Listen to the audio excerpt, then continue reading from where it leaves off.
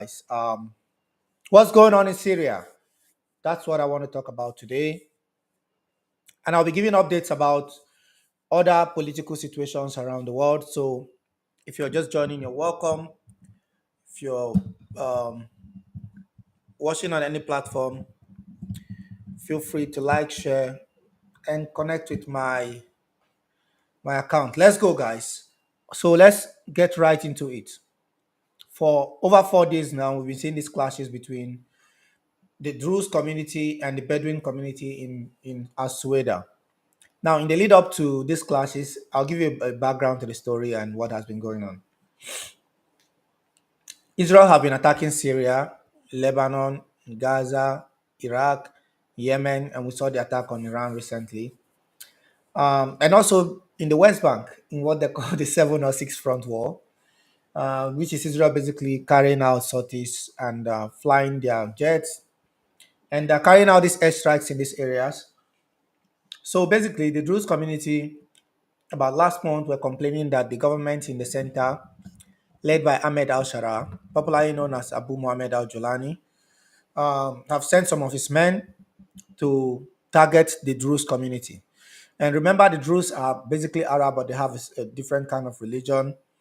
And like Syria, Lebanon, Syria is also a very um, tribalistic, if you like, society, based on sectarian differences and ethnic differences and so on and so forth. So the Druze community in Israel started protesting and calling on the Israeli government to intervene and help their Druze brothers. Now the Druze are very, they're kind of very difficult to understand. In Lebanon, for instance, the Druze community there that I know of are loyal to the state. And the ones in Syria are not loyal to the Syrian government in Damascus. Although those of them in the Israeli occupied Golan Heights have refused to accept Israeli citizenship since 1967 when Israel took the Golan Heights. But they're very loyal to Israel. Some of them are even fighting in the IDF. Some of them are fighting for Israel. I mean, those of them that have accepted Israeli nationality and citizenship are fighting for Israel. So the whole area around the Golan Heights and the northern part of Israel in the Galil area, it's security wise, Israel feels like it can use some of these groups to use them as a front line against adversaries. And in this case, they define the adversaries as Lebanon, Syria, and any other group in those countries that pose a threat to the state of Israel. So Israel feel it can, create some of these uh, entities, if you like, or some of these groups that would align with Israel because they are minority groups, and because they are minority groups, they'll go against the majority Sunni groups in the region to support Israel. But it's different in Lebanon because Hezbollah is Shia, but they don't agree with Israel. And what has been happening in Lebanon as well is connected to the situation in Syria. I think about 2 months ago, the government of Ahmed al Shara, also known as Abu Muhammad al Julani, um, gave an ultimatum to Lebanon, to Hezbollah in Lebanon to disarm, to disband immediately, which is crazy. And they're saying, hang on a second, why the hell are you telling us to disband? Israel is carrying out sorties in Syria at will. If Netanyahu wakes up in the morning and does not having a field day, just airstrike in Syria. If they don't like what the government did in education, airstrikes. If they don't like what the Syrian government did in healthcare, airstrikes. Well, some will say this is an exaggeration and that I'm exaggerating just a little bit. But the reality on the ground is that what is going on in Syria, the international community need to pay close attention to what's going on there. And how long are we continuing to sit back and just watch all of this happen? And it's happening in real time. No real pressure on Israel, not from the Europeans, not from anybody. But I really want to talk about Syria because, again, for the past years, I've been talking about the situation in Syria and the fact that some groups that have nothing in common came together to remove Assad. For instance, Turkey and Israel don't really see eye to eye on so many issues. Of course, they have energy needs and they've been, like collaborating in so many areas, particularly in the area of um, intelligence and energy, and so on and so forth. But on the whole, they don't have a lot in common, right? But when it came to Syria, all of them agreed that Bashar al-Assad had to go because to them, Assad brought in the Russians and brought in Iran.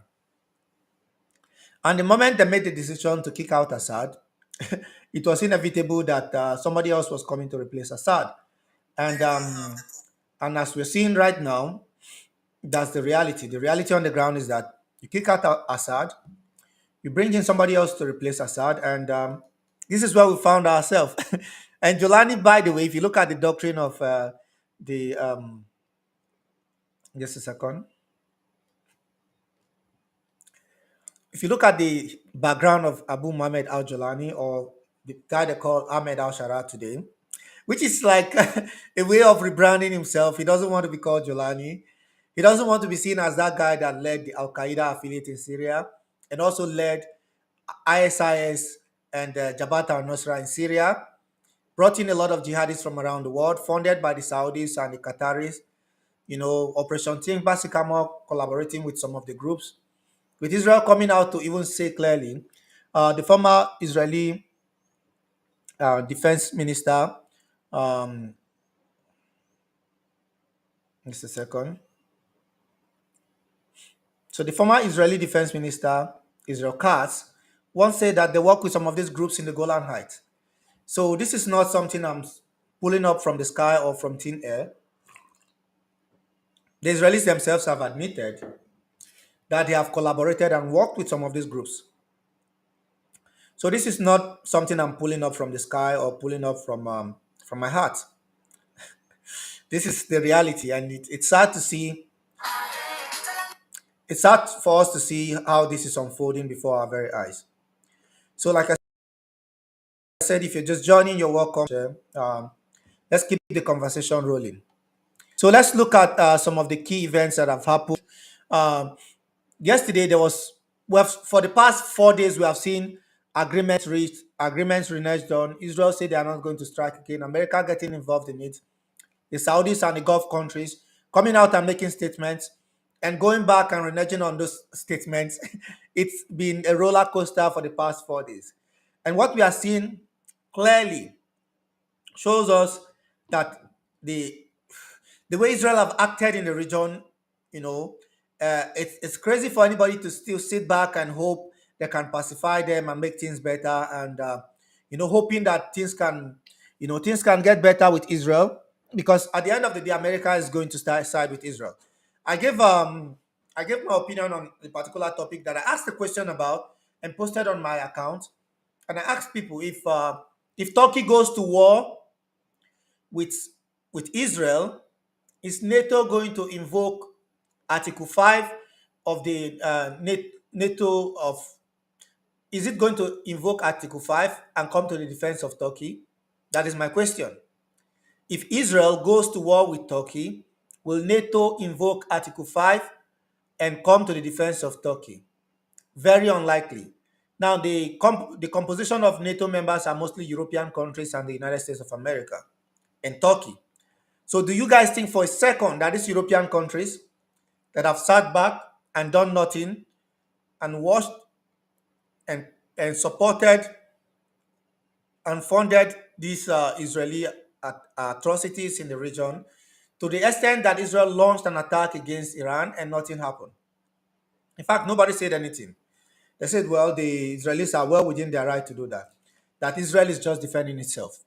This is what they said, that Israel was, just defending itself. And the German Chancellor Merz even went ahead to say that Israel is doing the dirty job or doing the heavy lifting for the Europeans, and the Europeans should appreciate Israel for what Israel is doing in the region. So this is the sad situation.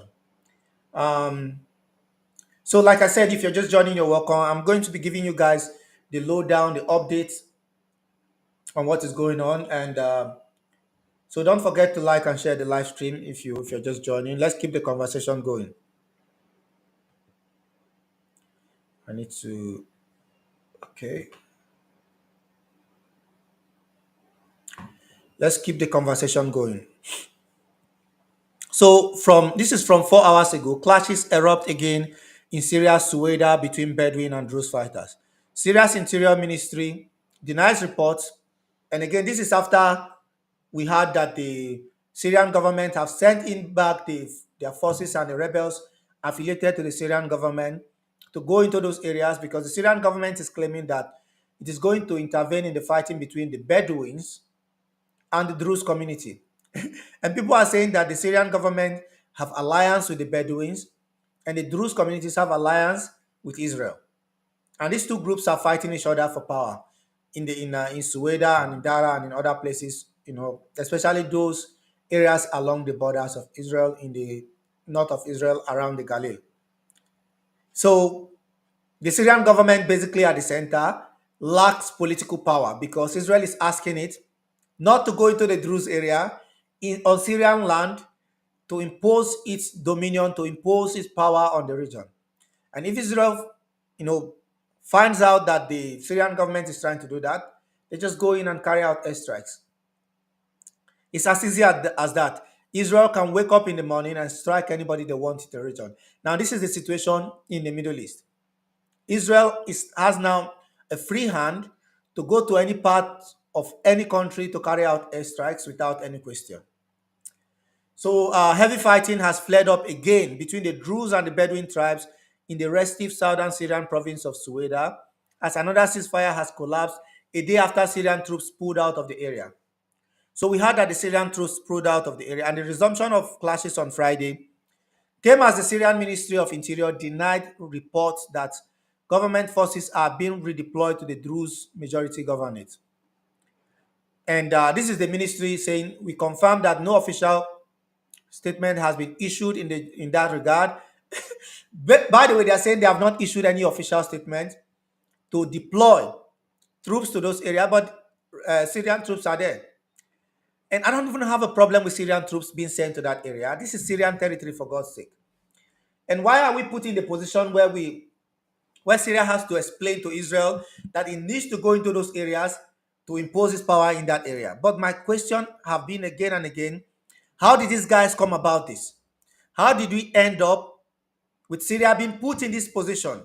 And those people that made the argument that Ahmed al-Sharia coming to power was a good thing, that Ahmed al-Sharia coming to power was going to sanitize the area. Give me a second, guys. 1 second. Be right back. So knock on the door.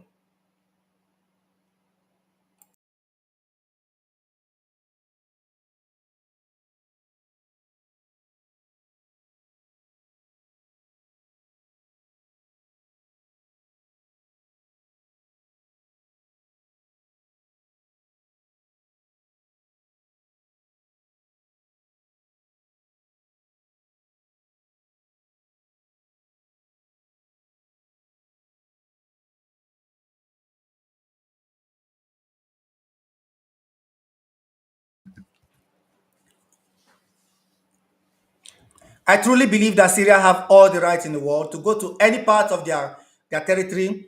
This is a sovereign state we're talking about. And the idea that they have to take permission from Israel to go, think about it for a second. The Nigerian government will have asked America to send troops to Lagos, for instance, to stop insurrection in Lagos. Or that the Israeli government will have to seek permission from Saudi Arabia to quell protests in Tel Aviv. This is exactly the same scenario. And Israel is saying, no, no, no, no. Our interest in Syria is that those Druze communities, we like them. And the Syrian government have no right whatsoever to go to those areas to impose um, to impose tranquility, if you like, or to bring about stability in that place. This is what the Israeli government is telling. And how did we get to this position? Because these countries in the region, the Arab countries, have decided to queue up and line up behind the master in Jerusalem, and they go back and tell on each other, and this gives Israel enormous power in the region. It is sad to see that Syria is now asking or have to ask Israel for permission to go to any part of Syria to impose control.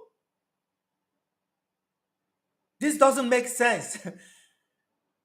Why are we in this position where Syria would have to go to any part of its country to impose its dominion and impose its power? It doesn't make sense.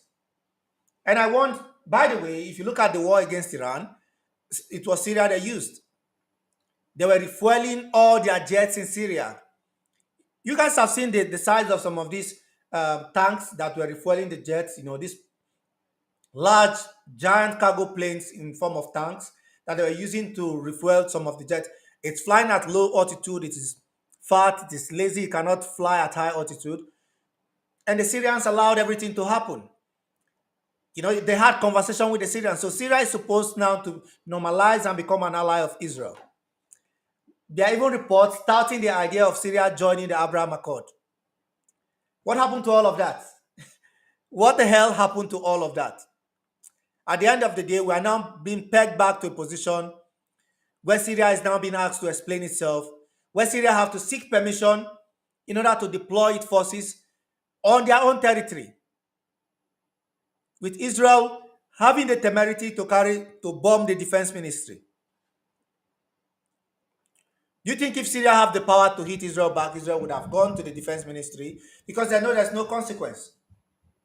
No consequence at all. They can go to anywhere they want and drop ordnance from the sky. They can go to any part of the country they want and carry out some of these crimes, and nobody's going to ask any question. How did we get to this position? That is my question. So let's look at what it's saying. The Syrian government is saying, we confirm that no official statement have been issued in this regard, and we categorically deny the veracity of what was published. State media quoted spokesman Nuruddin Al-Baba saying. The spokesperson said government forces were in a normal state of readiness and they had no deployment to Suwayda so far. This comes after Israeli official who declined to be named told reporters that in light of the ongoing instability in the southwest of Syria, Israel have agreed to allow limited entry of the Syrian internal security forces into Suwayda district for the first 48 hours.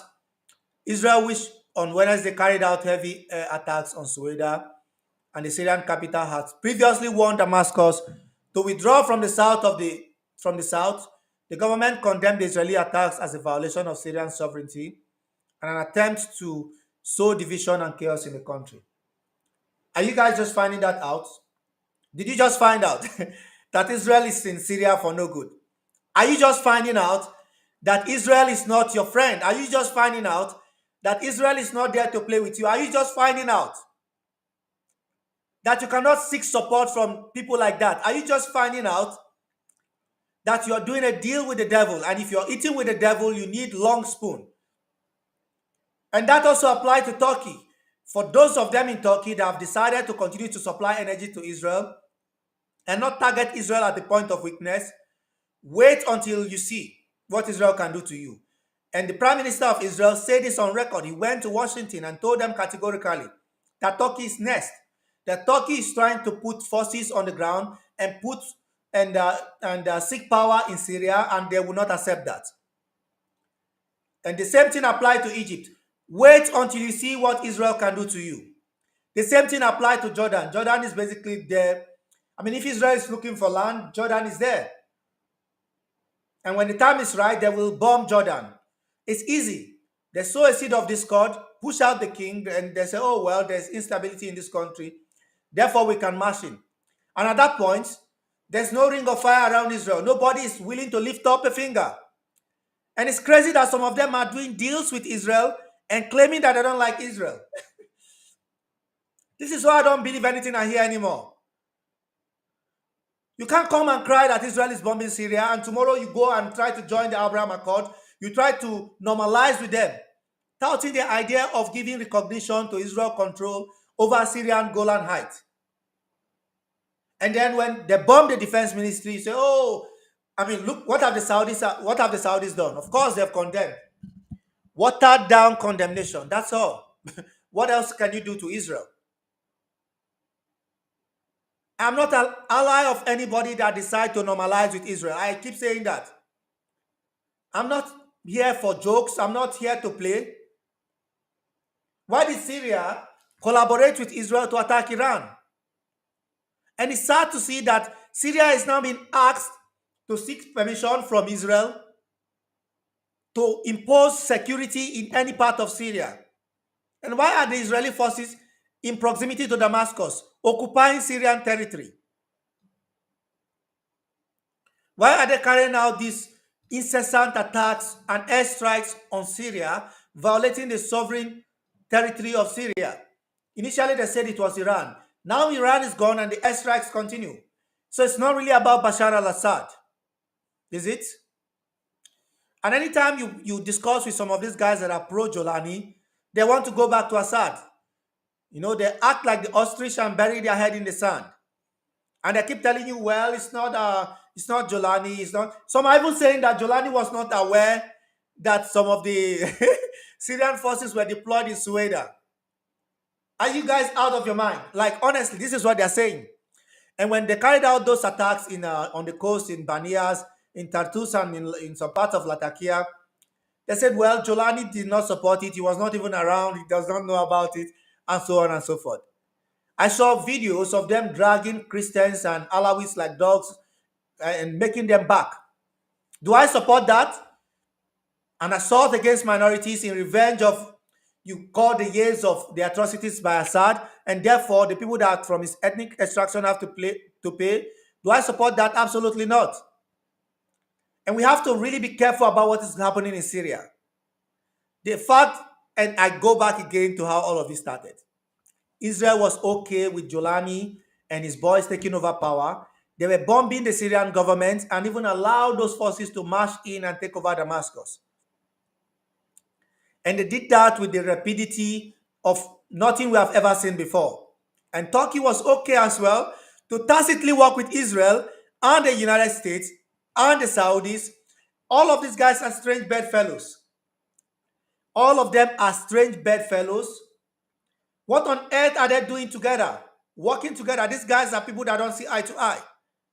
And then when they remove Assad, they have to share the spoils of war. And what about the Syrian people? What will now happen to the Syrian people? That is the question.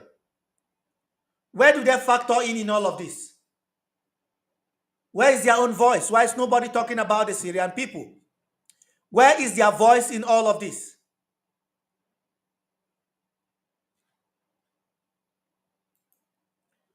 The idea that Turkey and even Iran and Saudi Arabia and all these guys living in their palaces have to decide for the Syrian people what to do, and now it's Israel. And anytime you bring up the conversation with these guys that are supporting Jolani, they don't even have anything to say. They can't even find a way to, to blame Israel. They find a way around it. They say, well, you know, this is what Assad caused. Assad is the cause of all of this. And they go back to blaming Bashar al-Assad. If you're saying that Israel is doing this, can you have a real conversation about how you are aiding Israel to do this? Why on earth would anybody in his right sense state of mind in the region still tacitly, covertly, and overtly have any kind of agreement with these people? You know what they have done in the past. It did not start with Assad. The creation of the State of Israel in 1948 have brought pain and suffering and peril into the region. And why should you accept it? All of you, it's easy for you to do politics with the Palestinians and throw them under the bus and ignore them and allow them to suffer. But now you're seeing what the Israelis can do. And this is just, look, you guys need to understand this, right? This is my position. Nobody, I repeat, nobody have any right to tell the Syrian people how to govern their country. Nobody from the outside have any right, including myself. But I'm saying, the moment you begin to normalize with Israel, you lost me. The moment you begin to do any deal with them of any sort, even against people you call your adversary. There was a day I had a section, and somebody, a very notable guy within the community, you know, like within the social media community, told me that Israel and anybody else is better than Assad. And I kind of understood what he was saying. Of course, Assad was terrible. But trust me, you don't want the Israelis to govern that territory. And that is what they are looking for right now. Israel wants to govern Damascus by proxy.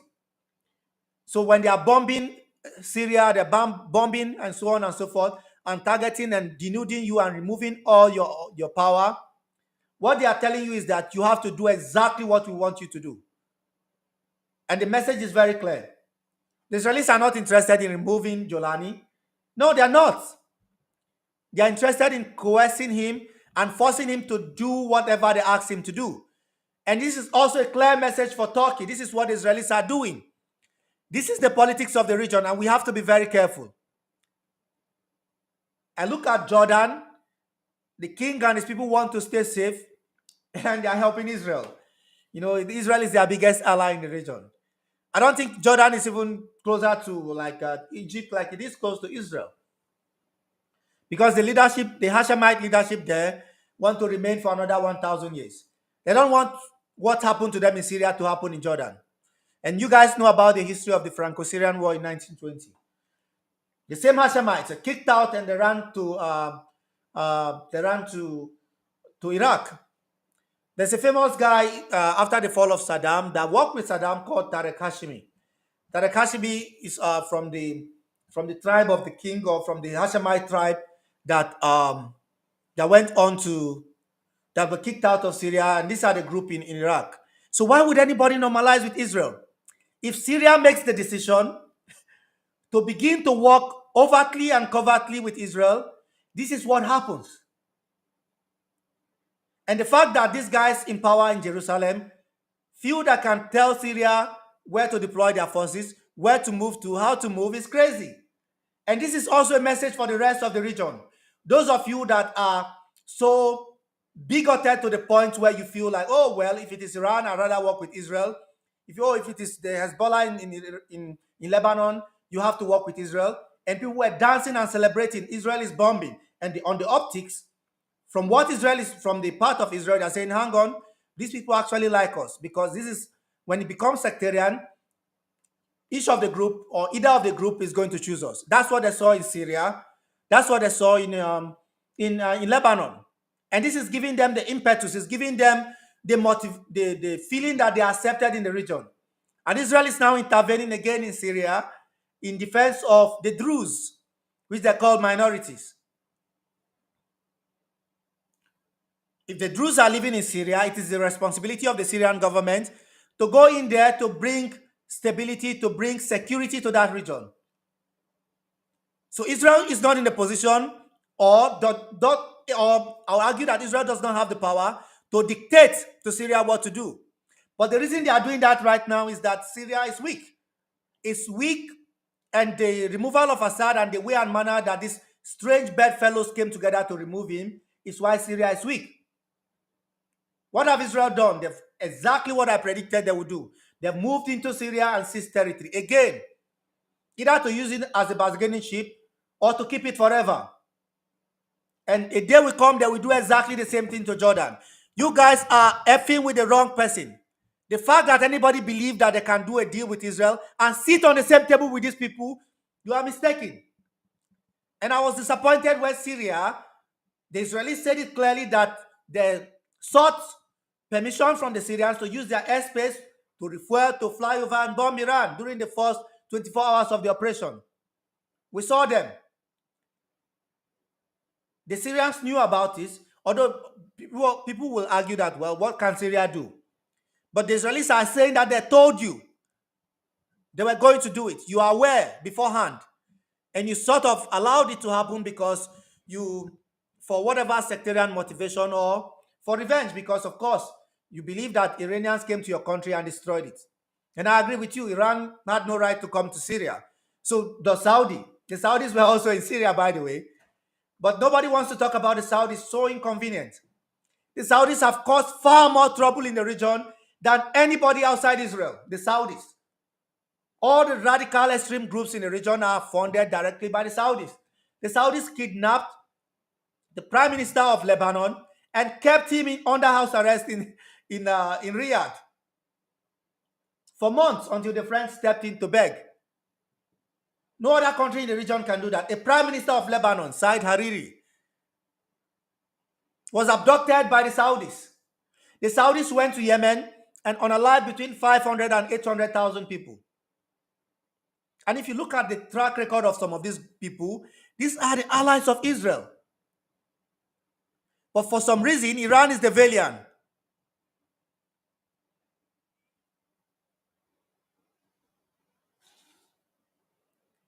I keep hearing the word Iran, Iran every day. Well, the Saudis are doing far worse than the Iranians are doing in the region because they have far more money. They have the largest. Even beyond that territory, they are sending a lot of radicals in Africa.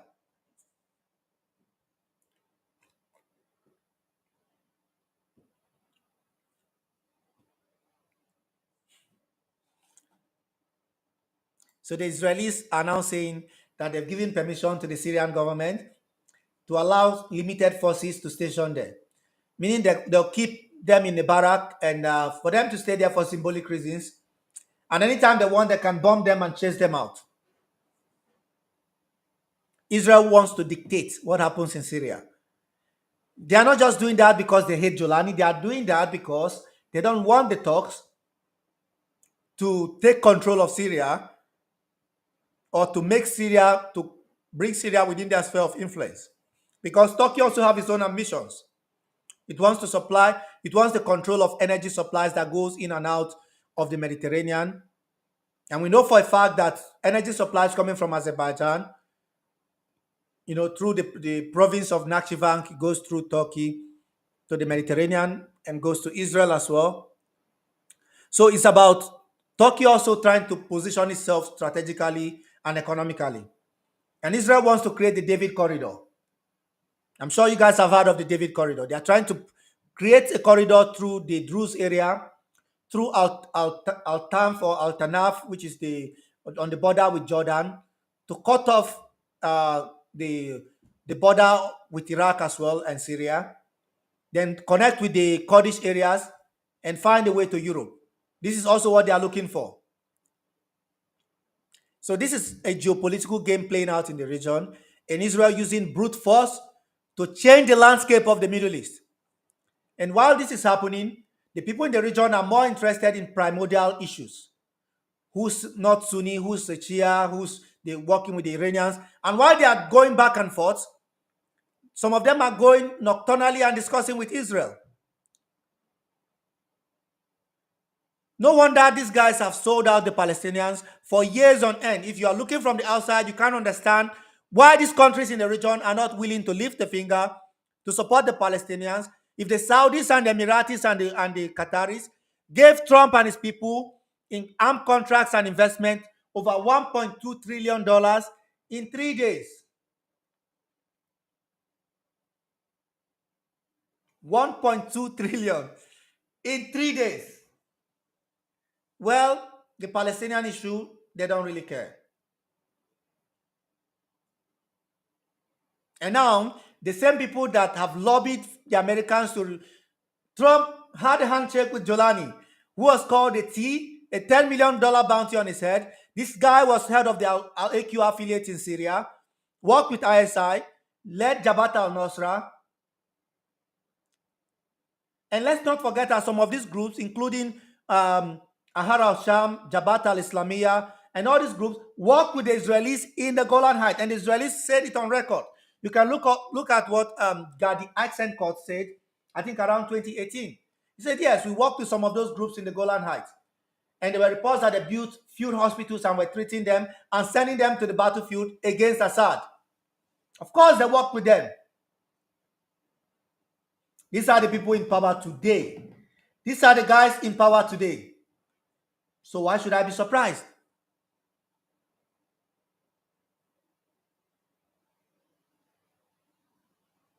And look, I knew this was coming.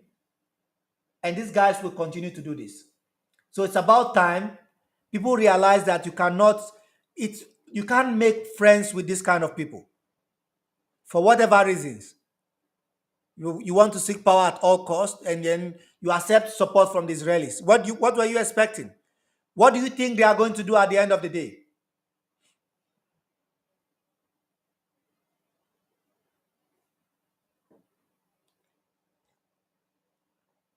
There's this saying that if you're eating with the devil, you need a long spoon. Thank you. If you're eating with the devil, you better have a long spoon.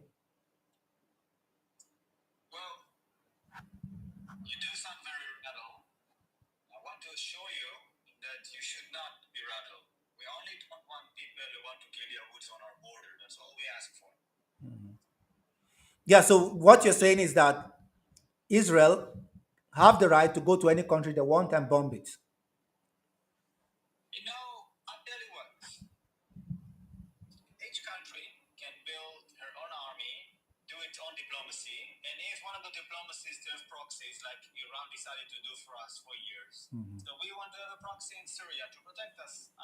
Yeah, so basically, yeah. Um, all right, so let's get this straight. Let's get this straight. No, let's get this. All right, let's get this straight. All right, so let's do this. Let's get this straight. You are a Jewish guy from Israel. You know, you have said all along that Iran was a problem. Iran was building nukes and you had to destroy it while you have nukes.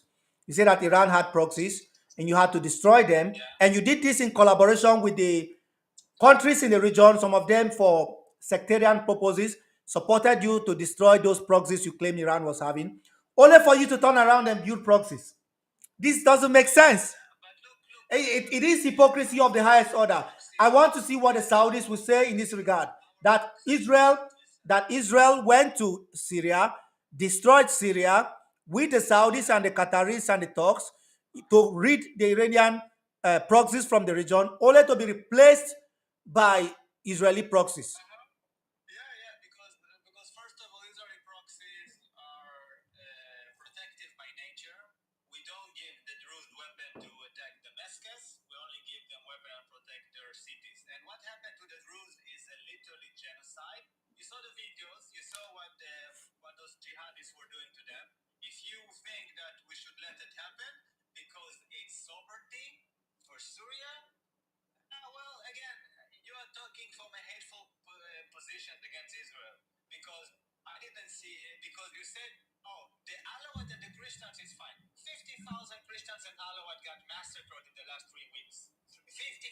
Yeah, but nobody, but not one person will lift a finger to support the Christians and the Alawites. Yeah, I've got a problem with that.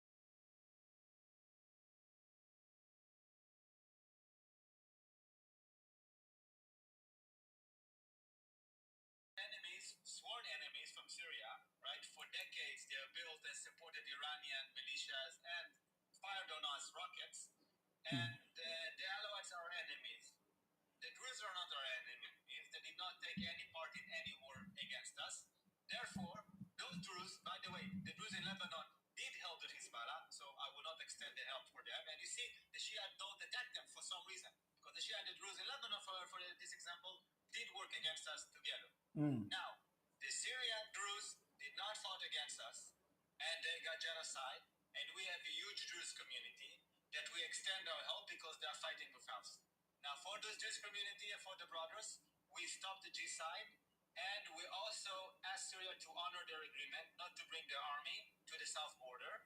But why do you think you are in the position?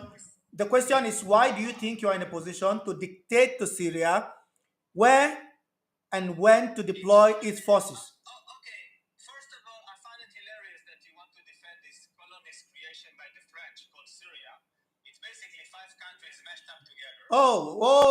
So your goal is to break up the country. Creation is said. The real colonist creation is the state of Israel that was created out of a bunch of Europeans, migrants that came from Europe because their cousins targeted them and unalived them.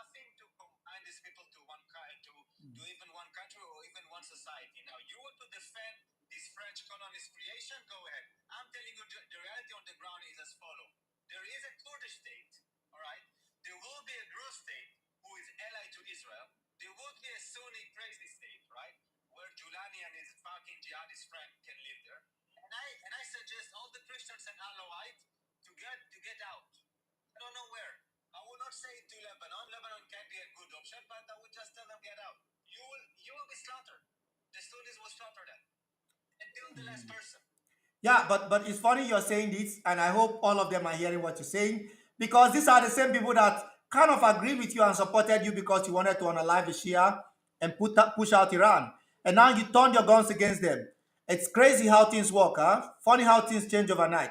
And I've had a lot of Jolani supporters afraid of criticizing Israel have refused to lift up a finger against Israel, but are targeting Lebanon and giving ultimatum to Hezbollah to disband. This is crazy. What on earth is going on?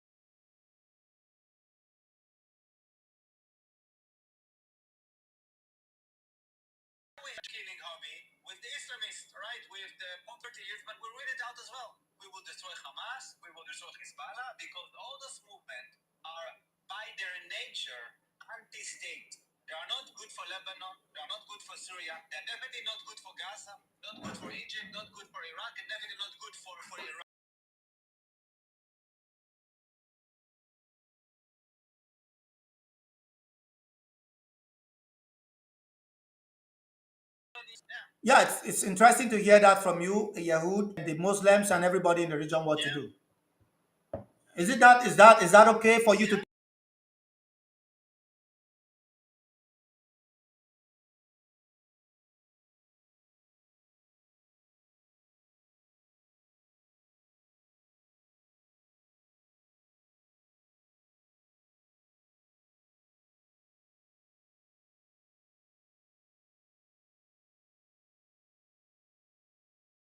power, right? It's about power and it's about control.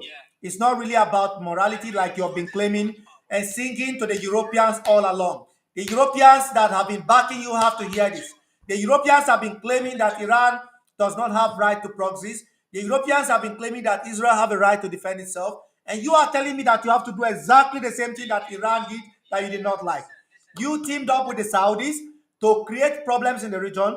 People talk about what Iran did in Syria. For your information, some of the Salafist extreme groups in Syria was funded by the Saudis and brought into the country by Turkey. And those are your allies. Those are the people you worked with to remove Assad. Of course, you work with them. If you work with them, they are definitely your allies.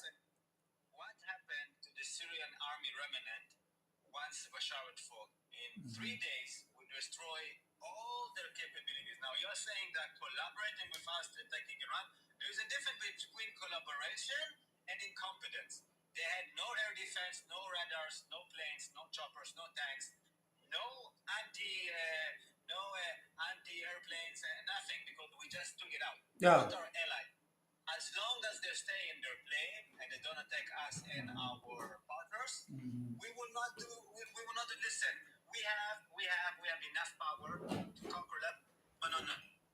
Yeah.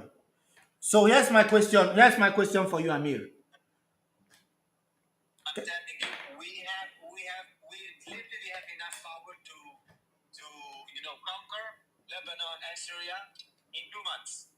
Yeah, no. With Lebanon, it's crazy that the Lebanese government has no problem with Israel bombing Lebanon and encouraging Israel to bomb certain areas because they say, oh, that area, the people living there are Shia. That area, the people living there is Hezbollah. You can bomb them, but don't bomb the Christian area and the Sunni area. And by the way, this is what I need to understand. If they continue to behave like this, Lebanon is also headed towards disintegration and being overrun by Israel. Because tomorrow, if the government comes into power and you don't like, or you're trying to create some model of ethno state in Lebanon as well. The fact that you went to Syria and you're doing exactly what you're doing there tells me that this is not the end of everything. There's a lot more coming. And for those of them that have decided, including the government in Lebanon and including Jolani and his boys that have decided to take the option of working with Israel, hoping they can pacify Israel, they should look at history. And Jordan will be next. Imagine what Israel can do to Jordan. Yeah, but you brought him. You love the fact.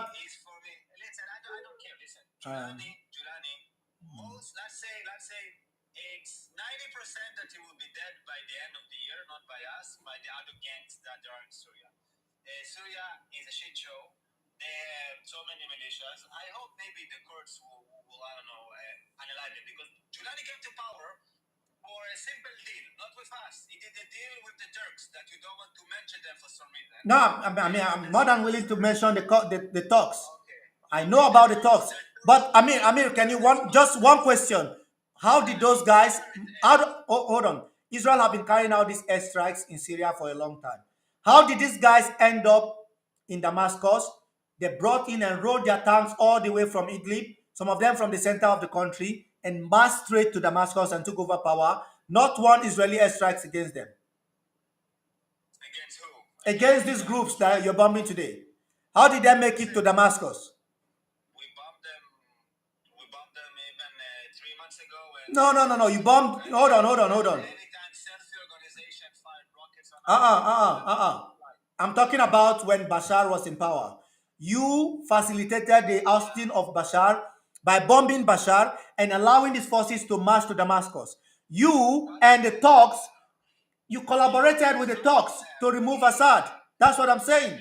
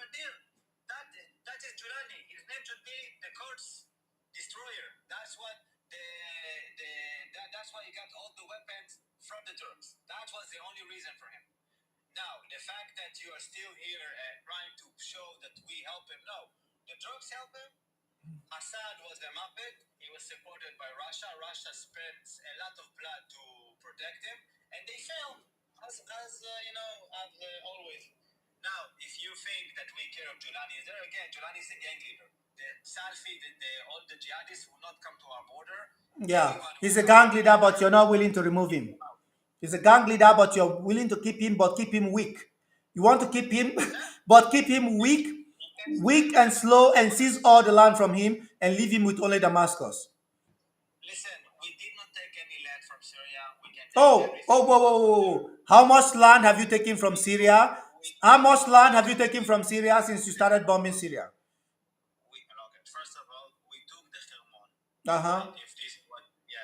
It's not just the Hermon. It's not just the Hermon. You are within shooting range of Damascus. It's not just Mount Hermon.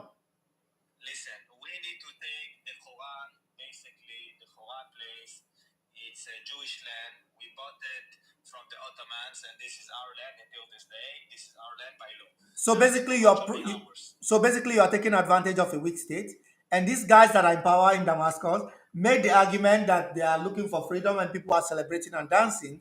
And now we are in this position now that Syria is headed towards disintegration. This is why I keep warning you guys: never do a deal with the Yahud.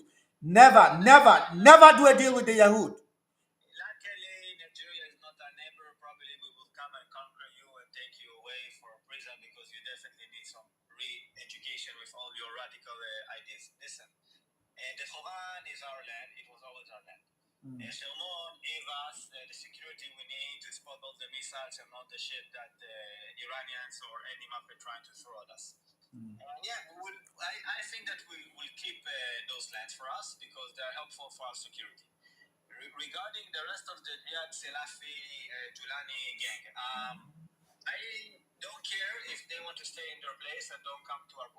Yeah.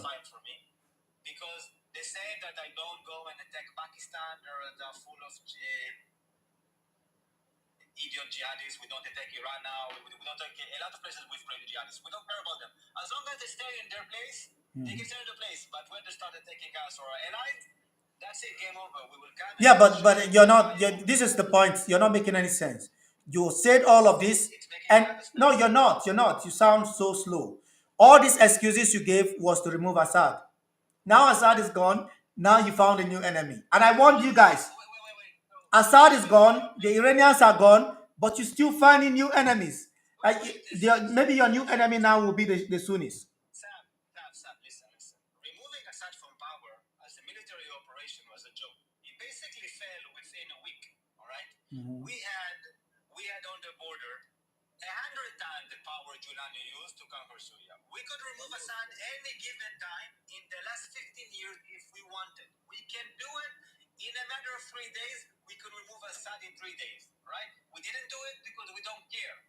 Now, the fact that you're saying that we needed Giuliani, no, Giuliani was a Turkish operation to end the Kurdish state in Syria. That was his whole thing. And he betrayed the Turks. That's why they don't give them any more weapon now. Now, if you think that we cared if Assad is there or not, no, we cared about only one thing. Assad sponsored Iranian. He gave them places to put warehouses and lots of rockets for the Hezbollah. We took this shit out. As the same as we took Hezbollah out. We did not conquer Lebanon. We just took out Hezbollah. And I don't know how many times I don't know why you trying to prove it. We have enough power to do it now, and in the last 20 years, we didn't do it. I think you're very delusional, my brother. To be honest with you. Delusional. Israel cannot really do anything. Remember like a month ago, not even a few weeks ago, Iran hit rockets into Israel. What happened to all the people in Israel? They all ran away to Cyprus. Okay. They're running away. Okay, yeah. Okay, Intercepted 95% of the rocket. What's going to happen now when you guys anger the Syrian people? Yeah? Nothing. When there's 2 million fighters, when they come into Israel and they come in and they throw all the rockets and running on. Nothing will happen. Nothing will happen. Nothing will happen. Nothing. Iran spent 40 years and $500 billion and failed miserably. 95% of the rockets have been intercepted. 99.4% of the fucking Muslim boats got intercepted. Yeah, that's not what I heard. That is not the fact.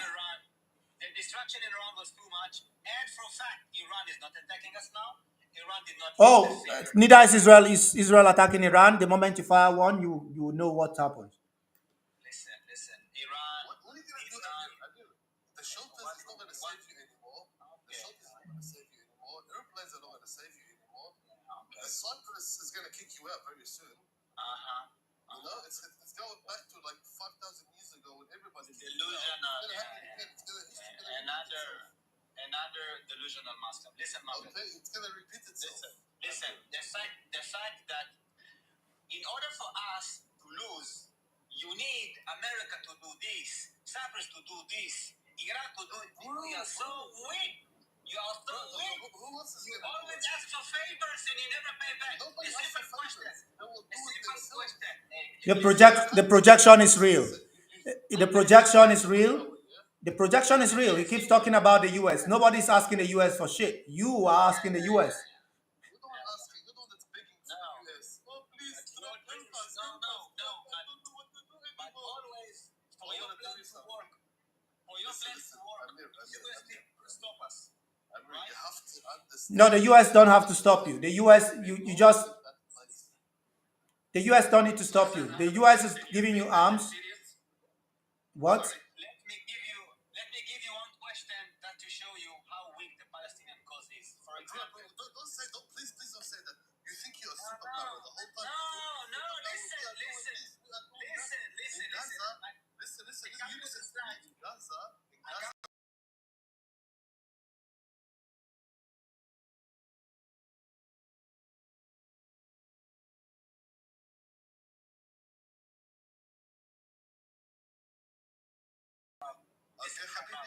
you guys only know how to attack children and women and innocent people. But you are degrading from us now, That's the only thing you know how to attack. You cannot fight with Israel. Look, That's absolutely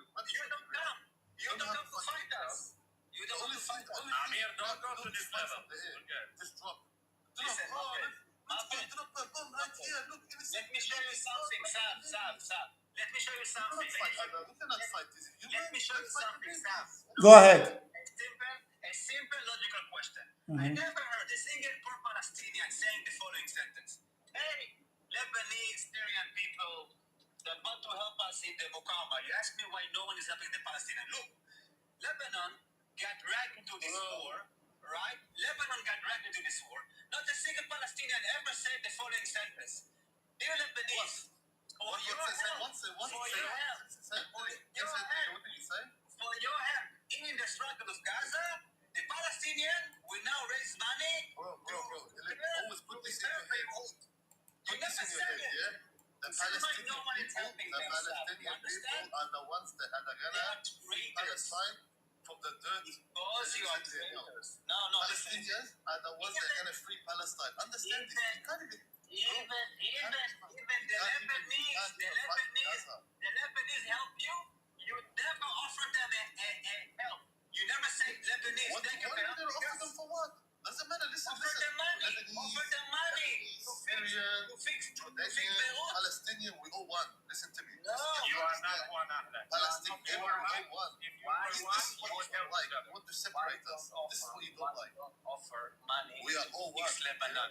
You are not. Why you never offer money? Why you never offer money and food? Why you never That's what you offer have to money? understand. Amir, you have no one. You have no one in that land. I don't need no one. Listen, why you never offer money? Why the Palestinian Authority don't offer money to feed Lebanese that lost their house because they helped Gaza? You see, because they couldn't care less. Because who's the one that's blowing it up? It's you guys. It's you guys blowing it up. You fucking hypocrite. Amir, they have You're a hypocrite, bro. Forget about it. Listen. You Anyways, ask me, Seth, why no one lifts a finger to help the Palestinian? This is the cause. At Because the the Palestinians end of the never day, help anyone. Amir, listen to me. You are the Moroccan guy, yeah? I'm not a Moroccan guy. I'm Yeah, from you're background Moroccan. Not from Morocco. That's fine. Don't worry. Where You you can be from? racist on yourself.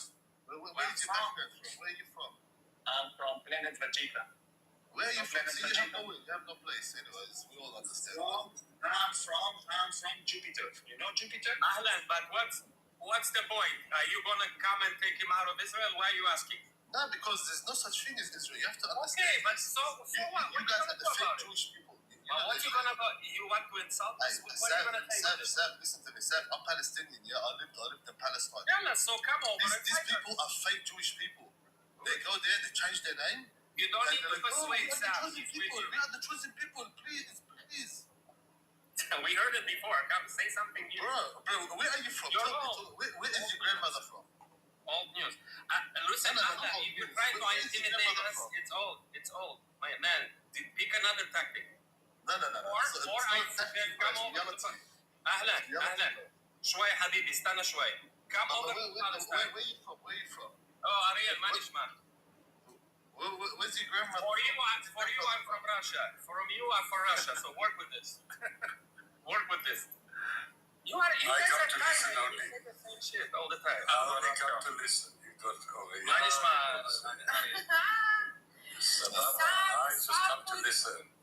Saf put I just have one question to the Ahlan. topic is soup. Ahlan. The topic is hi, my Like friend. it. The topic Oh, yeah, is just a Syria, minute. and everybody's talking about Israel. Saf wants to talk about Syria. Because we are the cause of everything in the Because world. Syria No wonder is in the Israel. world. Because Syria becomes Israel.